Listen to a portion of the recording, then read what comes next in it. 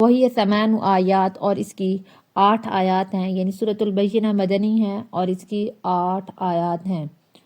لا الہ الا اللہ واللہ اکبر۔ ٹھیک ہے، بسم اللہ الرحمن الرحیم، شروع اللہ کے نام سے جو بڑا مہربان نہایت رحم کرنے والا ہے۔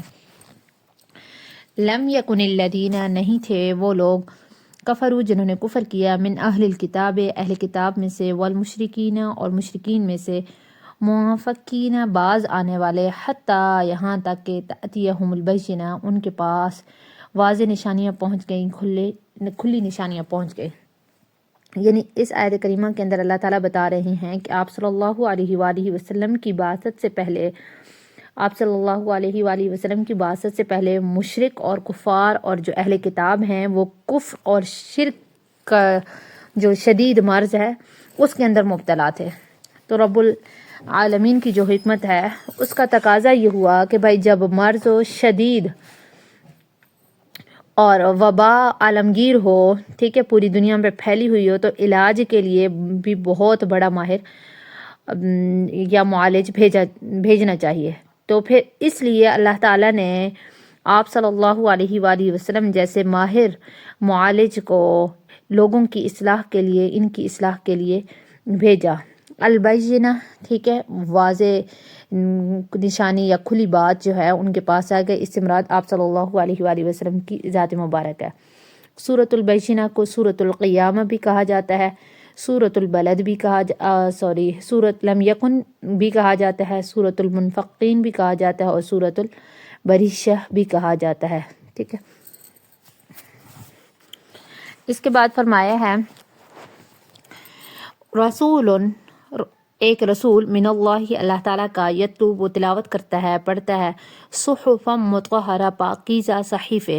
کہ وہ پاکیزہ صحیفے تلاوت کرتا ہے، پڑھتا ہے۔ اس آیت کے اندر آپ صلی اللہ علیہ وآلہ وسلم کے اوصاف کو بیان کیا جا رہا ہے کہ یتلو، تلاوت سے یعنی پڑھنا، صحف جمع ہے صحائف،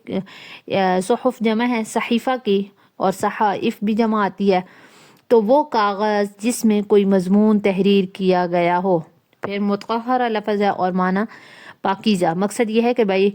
وہ رسول صلی اللہ علیہ وآلہ وسلم اپنے صحیفوں کی تلاوت کرتے ہیں جو پاکیزہ ہیں، یعنی جھوٹ سے، شک سے، گمراہی سے، یا شیطان کا جو تفرق وغیرہ ہے اس سے بالکل پاک ہیں، اس کے اندر شیطانی جو تصرف وغیرہ اس سے پاک ہیں، اور اس کے اندر شیطانی خیالات وغیرہ کی بالکل بھی میزش وغیرہ نہیں ہے۔ ٹھیک ہے، آگے اللہ تعالیٰ نے فرمایا فی ہے کتب قیمہ، کہ اس میں لکھی ہوئی ہیں کتابیں مقیمہ، مضبوط، کہ اس میں مضبوط کتابیں لکھی ہوئی ہیں۔ کتب کتاب کی جمع ہے تو اس کا معنی ہے لکھی ہوئی چیز، اور قیمہ آگے فرمایا ہے مستقیم، یہ متقیم معنی درست ہونا، ٹھیک ٹھاک ہونا، مضبوط ہونا۔ تو مقصد یہ ہے کہ بھائی ان صحیفوں میں مضبوط احکام الہی ہیں جو قیامت تک قائم رہیں گے۔ ٹھیک ہے، یا درست احکام مراد ہیں۔ ٹھیک ہے، آگے فرمایا ہے کہ وما تفرق، اور نہیں اختلاف کیا، پھوٹ پڑھنے کو بولتے ہوتے ہیں، اختلاف کرنے کو کہتے ہوتے ہیں، انکار کرنے کو کہتے ہوتے ہیں تفرق، اور نہیں اختلاف کیا الذین، ان لوگوں نے، اوت الکتاب، جن کو کتاب دی گئی، الا من بعد، مگر اس کے بعد، ما جاءتهم البینہ، کہ ان کے پاس واضح بات آ گئی، کھلی بات آ گئی۔ تو اختلاف اور انکار یہاں پہ مراد ہے۔ مقصد یہ ہے کہ بھائی آپ صلی اللہ علیہ وآلہ وسلم کی نبوت سے پہلے تمام اہل کتاب آپ صلی اللہ علیہ وآلہ وسلم کی نبوت پر متفق تھے۔ آپ صلی اللہ علیہ وآلہ وسلم کی آمد کی وجہ، آپ صلی اللہ علیہ وسلم کی آمد کے وہ شدت کے ساتھ منتظر بھی تھے۔ ہم لوگوں نے پہلے پارے کے اندر پڑھا تھا من قبل یستفتحون، ٹھیک ہے، یستفتحون علی الذین کا لفظ پڑھا تھا کہ وہ فتح کی دعا مانگتے تھے۔ ٹھیک ہے، تو بلکہ کفار سے مقابلہ ہوتا تو وہ آپ صلی اللہ علیہ وآلہ وسلم کا واسطہ دے کر دعا بھی مانگتے تھے، فتح کی دعا مانگتے تھے لیکن عجیب بات یہ ہے کہ جب وہی نبی جن کا تذکرہ ان کی کتابوں میں ہے اور وہ پڑھ چکے ہیں اپنی کتابوں کے اندر، اب ان کے پاس آ گئے ہیں تو یہ لوگ متفرق ہو گئے ہیں، انہوں نے انکار کرنا شروع کر دیا ہے، ٹھیک ہے، کچھ نے مانا ہے اور اکثر لوگوں نے انکار کر دیا ہے، حالانکہ ان کا ہونا تو یہ چاہیے تھا کہ وہ آپ صلی اللہ علیہ وآلہ وسلم کی بات کو مانتے۔ اگر اللہ تعالیٰ فرماتے ہیں وَمَا أُمِرُوا، اور ان کو یہی حکم ہوا تھا إِلَّا لِيَعْبُدُوا اللَّهَ، یہ کہ وہ اللہ کی عبادت کریں، مخلصین خالص کر کے، لہ الدین، اسی کے دین یعنی اسی کی بندگی کے، یعنی خاص کر اسی کی بندگی کے واسطے عبادت یعنی اللہ تعالیٰ کی عبادت کریں، حنفاء، سب سے رخ موڑ کر ایک اللہ کے ہو جانے والے، ابراہیم کی راہ پر، ٹھیک ہے، اور یا یکسو ہو کر، وَيُقِيمُ الصَّلَاةَ، اور وہ نماز کو قائم کریں، وَيُؤْتُوا الزَّكَاةَ، اور وہ زکوٰۃ ادا کریں، وَذَلِكَ، اور یہ دین القیمہ، مضبوط دین ہے، اور یہ مضبوط دین ہے۔ تو مقصد یہ ہے کہ بھائی جنہوں نے آپ صلی اللہ علیہ وآلہ وسلم کی مخالفت کی ہے اہل کتاب میں سے، وہ صرف حسد اور دشمنی کی وجہ سے ہے مخالفت کرنا، ورنہ آپ صلی اللہ علیہ وآلہ وسلم نے بھی ان کو انہی باتوں کا حکم دیا ہے جو پہلے تورات کے اندر، انجیل کے اندر موجود ہے، مثلاً اللہ تعالیٰ کی عبادت، ٹھیک ہے، کرنا، ٹھیک ہے، لیعبدوا اللہ، اللہ تعالیٰ کی عبادت، آگے مخلصین لہ الدین، خلوص کے ساتھ کرنا، ٹھیک ہے، اللہ تعالیٰ کے ساتھ شریک نہ ٹھہرانا، اس کے علاوہ کسی کی عبادت نہیں کرنا، ٹھیک ہے، حنفاء، اور اللہ تعالیٰ کے علاوہ کسی اور کی عبادت نہ کرنا، کسی اور کی طرف متوجہ نہیں ہونا، اللہ تعالیٰ کی طرف یکسو ہو کر رہنا، اور آگے پھر وَيُقِيمُ الصَّلَاةَ، کہ نماز ادا کرنا، ان کی کتابوں کے اندر بھی اسی چیز کا حکم دیا گیا تھا، زکوٰۃ ادا کریں، روزہ رکھیں، ٹھیک ہے، وَيُؤْتُوا الزَّكَاةَ، آگے پھر فرمایا ہے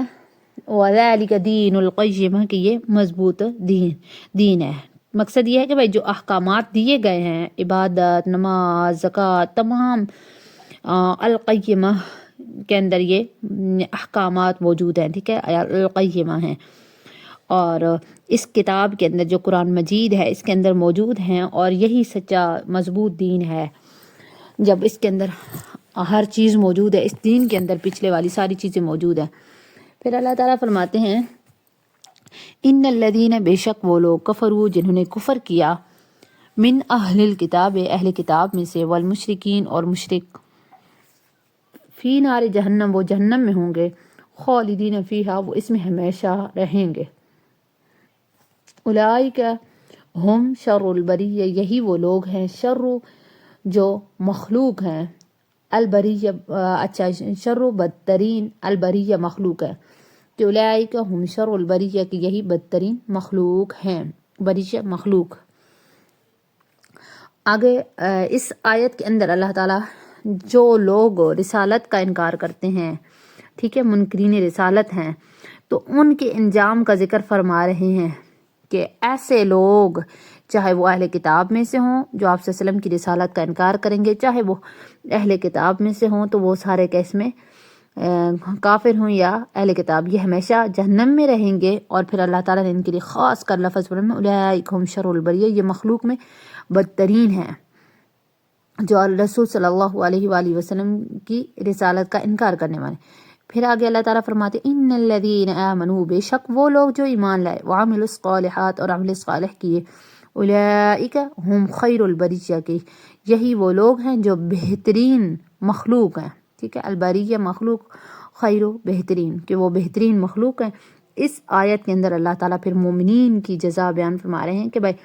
ان کے لیے اللہ تعالیٰ نے جنت عدن تیار کر رکھی ہے، اس کے اندر وہ ہمیشہ رہیں گے اور اللہ تعالیٰ ان سے راضی ہوں گے، ٹھیک ہے۔ آگے فرمایا جزاؤہم عند ربہم، ان کے لیے بدلہ ہے، ان کا بدلہ ہے عند ربہم، ان کے رب کے پاس، جنات عدن، ہمیشہ رہنے والے باغات ہوں گے، عدن ہمیشہ، جنات و باغات ہمیشہ رہنے والے باغات ہوں گے، تجری جاری ہوں گی، من تحت الانہار، جس کے نیچے سے نہریں، جس کے نیچے سے نہریں جاری ہوں گی، خالدین فیہا ابدا، جس میں وہ ہمیشہ رہیں گے، رضی اللہ عنہم، اللہ ان سے راضی ہے، ورضوا عنہ، اور وہ اس سے راضی ہیں، ذالک لمن خشی ربہ، یہ اسی کو ملتا ہے لمن خشی ربہ، جو اپنے رب سے ڈرا۔ تو اس آخری آیت کے اندر اللہ تعالیٰ نے تمام کمالات دینی ہیں، اخروی ہیں، ان نعمتوں کا مدار ذکر فرما دیا ہے، اور وہ ساری چیزیں کیا ہے، ذالک لمن خشی ربہ، چاہے نعمتیں ہوں یا نیک اعمال ہوں، ان کا دار و مدار ہمارا کس چیز پر آتا ہے، لمن خشی ربہ، رب سے ڈرنا، تقوی اختیار کرنا، خشیت الہی، اللہ تعالیٰ سے خوف کرنا، ٹھیک ہے۔ تو